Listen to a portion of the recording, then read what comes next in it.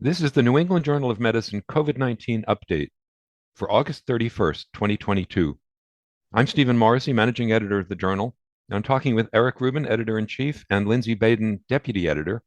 And today we're also joined by Soumya Swaminathan. Soumya is a pediatrician who's well known for her research in tuberculosis. She was Director General of the Indian Council of Medical Research, and in 2017 she was named Deputy Director General of the World Health Organization. In March 2019, she became the WHO chief scientist.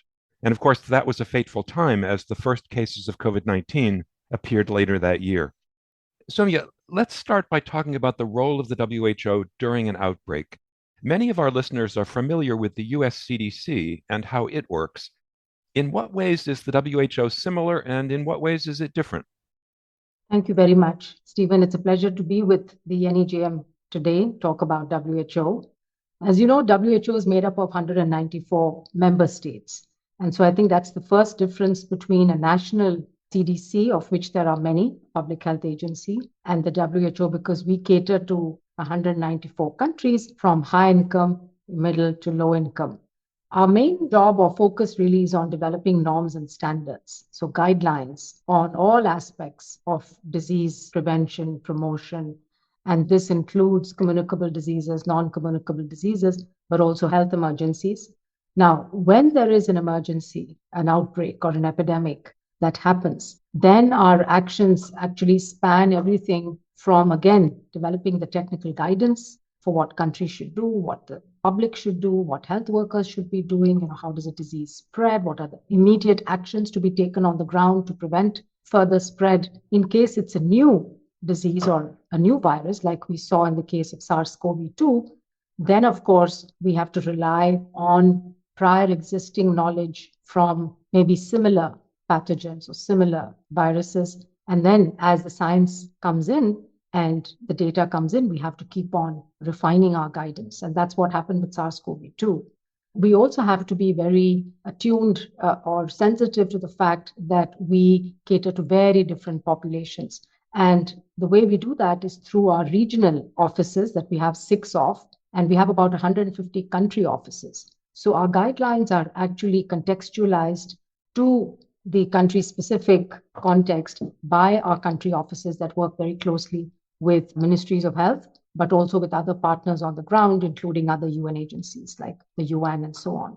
And then maybe I just add one more point, and that is that while agencies like the US CDC or other public health agencies basically have traditionally focused on the health of their own populations, I think we need to increasingly recognize that there are many, many things in common between the health of people across the world, that even high-income countries suffer from some of the same illnesses that low-income countries do because there are poor and rich populations in every country. And there are many things to learn from each other. And we saw during COVID that sometimes the response of the low-income countries that are used to having a much more decentralized, community-based health worker type approach, public health response, in some ways was perhaps more effective than a very medicalized approach of high-income countries. So I think that's a good platform that WHO provides across countries. So, as a multinational organization, the WHO necessarily works by consensus. How do you reach agreement when the situation is as urgent as it has been during a pandemic? So I think this has been a challenge for all of us, I think for all public health doctors and scientists. While on the one hand, you want to be as quick as possible because it's really a question about how to stop transmission and how to save lives. On the other hand, you also want to have your recommendations based on science. And while in a non-emergency situation, one has the luxury of waiting for more randomized clinical trials to come in before we update our guidance. In the case of an emergency, the path that has to be followed is use the data, whatever data is available, but also use a precautionary principle where you put in place some actions which are aimed to save lives or to prevent transmission, even though you may not have the highest quality evidence. Now, in terms of how we do our guidelines, we have scientific groups, technical advisory groups, or guideline development groups. They are addressing a particular question, and we have many, many of those in WHO. They're all external expert advisory groups. And they are the ones who actually look at the evidence, they look at the systematic reviews, then have a discussion on the benefits, the risks, or the pros and cons, depending on what the question is. And they also look at things like what would be the public health impact, what is the ethics around the recommendation, and equity considerations. And then a recommendation is then made to the Director General on a particular topic. Now, we do have situations where the committee cannot agree or where there is diversity of opinion and we're not able to come to a consensus. And we actually welcome that because I think that tells us that we do have the right diversity of people in the room. Not everybody's thinking alike. So I think having those disagreements and different views is good. We welcome it. And what we then try to do is obviously to continue having the discussions and come to an agreement one way or the other. There very rarely there would be a document which makes a recommendation where some of the experts are not in agreement, and that might be noted. And even rarer is a situation where the organization or the Director General actually makes a decision. I think this happened with monkeypox. We saw that the first time the emergency committee met, they decided that it was not time to declare a public health emergency of international concern. The DG accepted that recommendation. He reconvened them again about a month later, by which time the cases of monkeypox in many countries had gone up. So the number of countries affected and the number of cases had gone up significantly. At this time, the committee was still divided on whether or not it constituted a health emergency.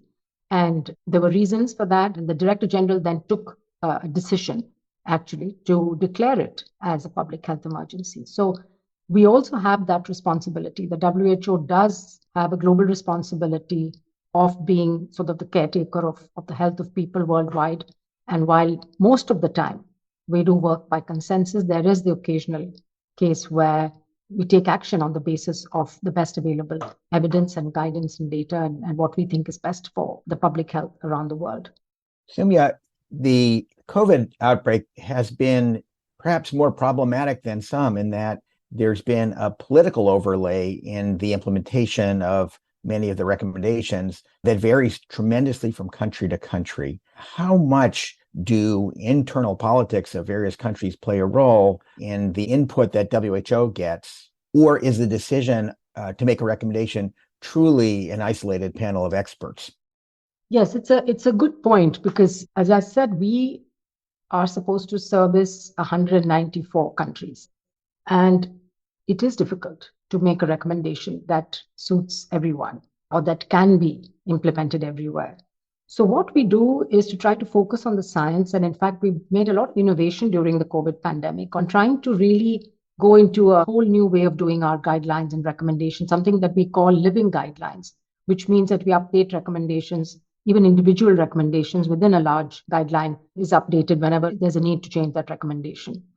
However, having said that, ultimately, these global guidelines need to be adopted, adapted if necessary, and implemented in countries. And that's really the responsibility of the ministries of health in those countries, or of individual doctors for that matter, if they're in the private sector. And so we cannot enforce our guidelines to be used, but in the cases where clearly a big public health issue, we work very closely with the concerned ministries, usually Ministry of Health, but sometimes it's the Ministry of Environment or Water and Sanitation that we might be working with to address a particular risk factor for health, like air pollution or water and sanitation. We've just released a report showing that 50% of health facilities globally do not have, water sanitation. They don't have running water and soap. So this is a big risk for health workers. It's also a risk for antimicrobial resistance. So it is our job to collect that kind of data and then do advocacy around it. So the guideline is made by a diverse global group of experts, but then the implementation of that guideline is up to individual countries. Soumya, as you point out, with a pandemic that's rapidly changing and new data are emerging quickly, that can lead to confusion. Guidelines can get stale, guidelines can change quickly, recommendations change quickly. What we've seen from this, in part, is an epidemic of misinformation, disinformation, or an appearance of flip-flopping or confusion. How does the WHO and how should we as a community manage this rapidly changing evidence base and maintain the trust of our colleagues globally as what should be done in managing something like SARS-CoV-2 in their clinics? That is a very good question. And I'm not sure that there is a very good, clear answer to this. And that is because when we are faced with a situation where there's a lot of uncertainty, where things do change, our understanding of the disease has changed so much. I mean, I think airborne transmission is a good example of something that has evolved so much over the last 2 years. Our understanding has evolved because of the contribution of many scientists around the world, including engineers and others who had not worked in this field before, but who brought their expertise. And I think it's going to change the field. It's going to really, hopefully, help us prevent airborne pathogens in a much more effective manner now that we understand how it spreads. But we've also learned so much about immunology, and there are still questions that need to be answered. And so I think the first place that we have to start from, and that we usually try to tell the public, is, look, today we're talking to you based on what we know. And our guidance today is based on the current understanding or knowledge base. But as this evolves, we will keep on updating our guidance. Now, to a layperson, I think this could appear that we are confused, or we don't know what we're talking about, or being a scientist, we should have known it all from the beginning. And I think the whole process and science as such has come to the fore in a way that it's never done before. But perhaps the complete understanding of how science works, maybe we haven't done a good job of explaining that. The other thing you mentioned is misinformation. Now, there is some that's really a sort of a misunderstanding or a misinterpretation by people who don't understand what we are saying. So again, I think being able to communicate in simple language is very important. Being transparent and humble is important. But there is also, unfortunately, there are people who are purposely spreading disinformation and rumors and undermining scientific advice. And there, I'm afraid that the ways to tackle that are not straightforward. Social media has amplified everything. So it's helped us communicate, but it's also helping people spreading disinformation. So we've been doing a lot of work. It's an area which needs much more, I think, attention going forward. It's a multidisciplinary field. We call it infodemiology. The DG, in fact, said right at the beginning of the pandemic in February 2020, Dr. Tedros said that the infodemic is as dangerous as the viral pandemic. And so, he was really highlighting the fact that misinformation can do so much harm to people. We've seen how vaccine uptake has been affected in some countries because of misinformation. So it's an area, I think, of more research that's going to be needed, and more experts, both social science, behavioral scientists, economists, and doctors need to come together and work also with the big technology companies, as we have been doing over the last 2 years, the social media companies, to see how we can minimize this, because it has a detrimental effect on people's health.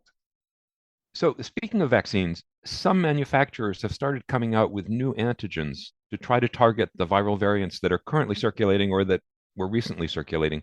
It's a bit of a confusing time because different countries are setting different guidelines. Do you think we run the risk of having the situation we did back at the beginning of the pandemic, where many people around the world won't have access to the latest vaccines? This is something that we're obviously very interested in and watching carefully. And we have an expert advisory group that's called the TAG COVAC, the Technical Advisory Group on COVID Vaccine Composition, that was set up about a year ago. Now, they came out with a report encouraging developers of vaccines to try and develop vaccines which have broader and more longer lasting immunity. And they proposed several approaches to that. One of them, of course, being variant adapted vaccines, but acknowledging the fact that with variant adapted vaccines, one might always be in a situation of playing catch up, because you would start developing a vaccine once a variant was identified. By the time you did it, 6 months down the line, you might have a new variant that had started circulating globally. So that's a risk. So the other approach is to really go for more broadly protective vaccines, a pan-coronavirus vaccine, or a vaccine that might have many different antigens from the virus, so that even if the spike protein, there are mutations, perhaps there are other parts or well-conserved parts that might continue to protect. And of course, then stimulating cell-mediated immunity as well. So that was a recommendation made. Now, of course, many companies have gone ahead and developed variant-adapted vaccines. The mRNA vaccines have been the first to come out. And we have seen countries make recommendations for the use of these variant-adapted vaccines. Now, what we don't have at the moment is a lot of clinical data on the relative advantage of these vaccines over the vaccines that were based on the original virus strain in terms of being when it's used as a booster or when it's used as a primary vaccination. So I think this is an area where we need more data, both for the BA1 bivalent vaccine as well as the BA5 bivalent vaccine. We will need more data. And so the WHO at the moment is not recommending a switch. We also have to recognize that we still have a significant proportion of people around the world who have not received their primary course of vaccination. And if you look at the African continent, we still have 73% of people there. That's a huge number of people who still have not received a primary course of vaccination, let alone a booster, or let alone talking about a fourth dose or a fifth dose. So while on the one hand, we will continue to make the recommendations, again, based on the most recent science, and we will move to a variant-adapted vaccine recommendation if we find the data showing that there's a clear advantage in either the breadth of the immune response or the longevity of the immune response. However, our focus still very much on getting those people vaccinated who still have not been. And there are many reasons why this has not happened. It's not just in Africa, though Africa does have a large proportion of these people. It's also in other parts of the world. And so I think we are prioritizing, especially the high-risk groups in those countries, to get their first 2 doses and then get their booster when we know that they will be protected from future waves. And maybe I'll just say about the inequities that we've had. There is, yes, a high risk that there will continue to be inequities if these new vaccines actually are found to work better and the whole world then needs them, then we will again be faced with the same situation. So this is why we are already talking to the manufacturers as well as to countries that have pre-booked these doses, saying let's make sure that we have equity when it comes to access to these vaccines. Soumya, the 2 problems that you talked about are obviously interrelated. The development of new vaccines made that much more difficult when a lot of people aren't receiving the current vaccines, so that there's not clearly a market, and there hasn't been a lot of investment by governments this time around in making new generations of vaccines, the kinds that you described that might induce different types of immunity. Are there government, multinational, and international ways of trying to both incentivize the research and increase the uptake of vaccines throughout the world? No, indeed, but it's very important, because I think when we talk about pandemic preparedness for the future, and also when we talk about handling all of the other infectious and non-communicable diseases that affect people around the world, it's important to diversify the capacity for both R&D and manufacturing. So one of the things that we've done is to set up a technology transfer program, starting with mRNA, but hopefully extending to other technologies, where the idea really is to democratize the availability of knowledge regarding new technology and encourage research and innovation in countries around the world in different regions, so that we will have facilities that might be quickly able to make vaccines for the next epidemic or pandemic. But in the interim, we'll also be able to develop vaccines, new generation vaccines for existing diseases and for diseases where we do not have good vaccines like TB or malaria or HIV, but also diseases like dengue and diseases like Nipah and Lassa fever and rabies and so on, which still kill a lot of people. So the technology transfer program is our initiative to try to do that. We have 16 countries now in this network, and they're already beginning to discuss among themselves what the mRNA technology can be used for. We very much hoped that Moderna and Pfizer would be part of this initiative, would help to share knowledge, would train scientists in these countries.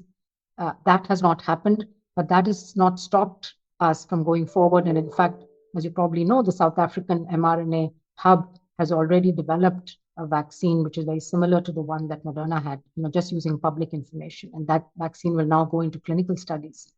But during a pandemic, you actually need technology transfer and knowledge sharing, because otherwise, if only a handful of companies have the know-how and they are all located in parts of the world, in a few parts of the world that then capture all the vaccines for themselves, then we'll have the same inequity and the regional inequity that we saw this time around. So this is why we believe it's important to do this. We also believe it's important that governments must invest in R&D. I think it's because of the years of investment in these new technologies using public funds that we were able to see so quickly the mRNA vaccines now being developed for SARS-CoV-2. So clearly science will provide solutions for our health problems, for future pandemics as well as others, and we have to invest in science and innovation. So the innovation, so we have better vaccines, is critically important, particularly as new variants and new pathogens emerge.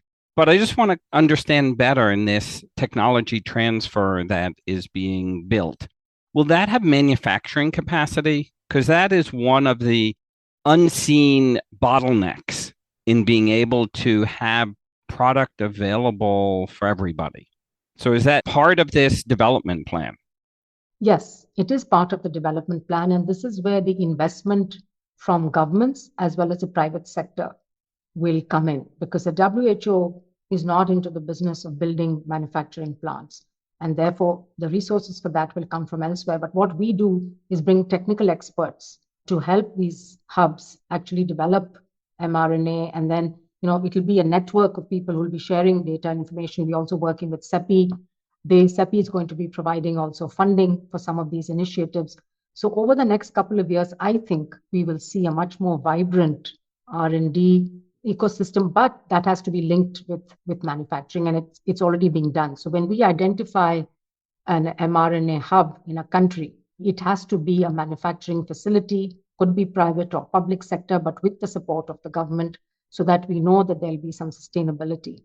The other side also that we do is the R&D blueprint for epidemics, which was set up in 2016 to prepare for research before, during, and after pandemics. And I must say that I think it paid off this time. It was set up after Ebola, and very quickly after we identified SARS-CoV-2, the R&D blueprint actually came into the picture. We had hosted many meetings, continue to host meetings to develop a research roadmap, to bring scientists together from around the world, to set the benchmarks, but also to share knowledge.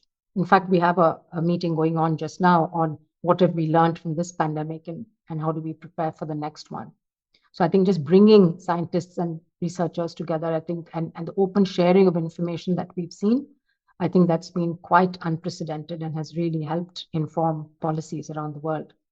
Soumya, the clinical data, as you pointed out, often take a little bit longer to generate compared with some of the in vitro or preclinical data.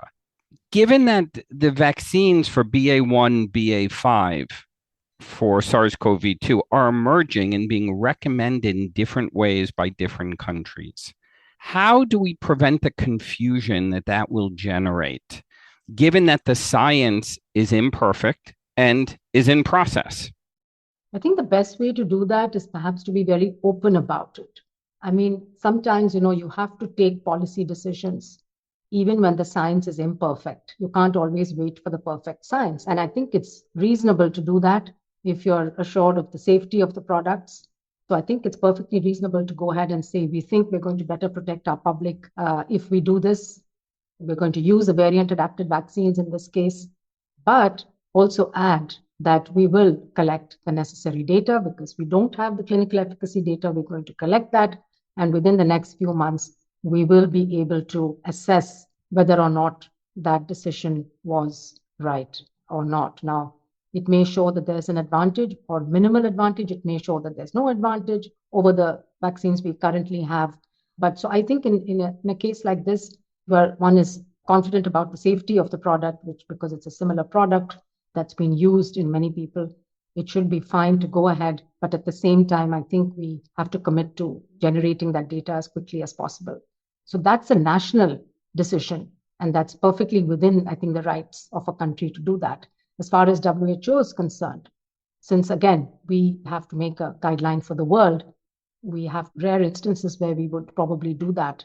And in this particular case, I think we will likely wait for a couple of months to see the data coming out of these variant-adapted vaccines from vaccine effectiveness studies. Some countries, notably the United States, have been emphasizing antiviral therapies. So, how do you see treatment fitting into global efforts to combat COVID-19? I think treatments have not been given the importance that they deserve, especially antiviral treatments. I think we need a lot more global R&D investments in developing particularly broad spectrum antivirals. Now, we were lucky with SARS-CoV-2 that we were able to develop such effective vaccines. But again, we saw with Omicron, the variant Omicron, the efficacy against symptomatic infection dropped dramatically. And therefore, you still need the other tools, namely the drugs, the antiviral drugs, and potentially monoclonal antibodies, which again, we saw that as variants kept changing, the monoclonal antibodies lost their efficacy. So we need more research. And unfortunately, with the antivirals that we have today, they are not widely accessible. Paxlovid is being used in some countries, but in large parts of the world, it is not yet available.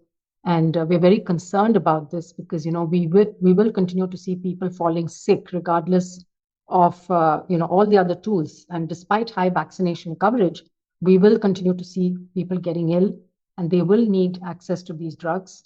And we have not been able to ensure equitable access to these drugs despite all our efforts.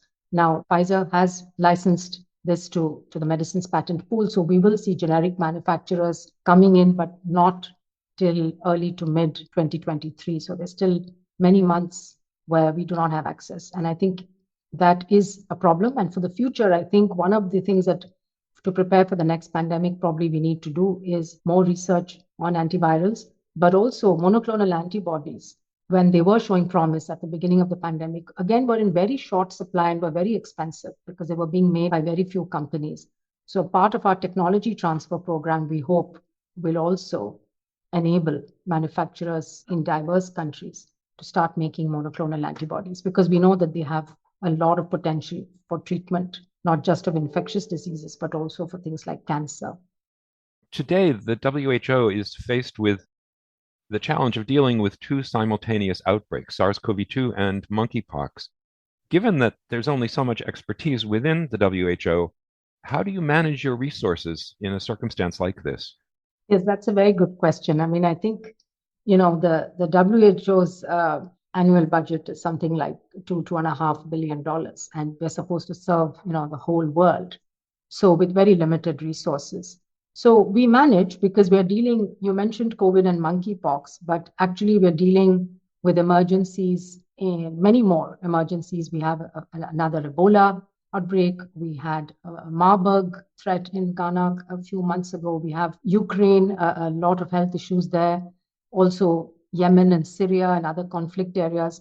And now we're seeing looming starvation in both the Horn of Africa as well as in the Sahel. So actually the humanitarian needs around the world are growing. And unfortunately, a lot of this is because of geopolitics. And I think the world needs to wake up and see that people are dying not just of bullets in wars, but the after effects of these really is starvation and the lack of access to health. So it's a very difficult situation. Now, WHO cannot solve the geopolitics. And so we do what we can do, and that is try and look after the health of people, try and support the ministries on the ground. So we, of course, work a lot with partners, and that is how we are able to manage. We have collaborating centers around the world that step up, and there are always people willing to work with the WHO when called upon. And so we, set up these expert groups that then provide advice on prevention, on treatment. But again, with monkeypox, we have had challenging environment again with access to both vaccines as well as treatment. So we've had to deal with that.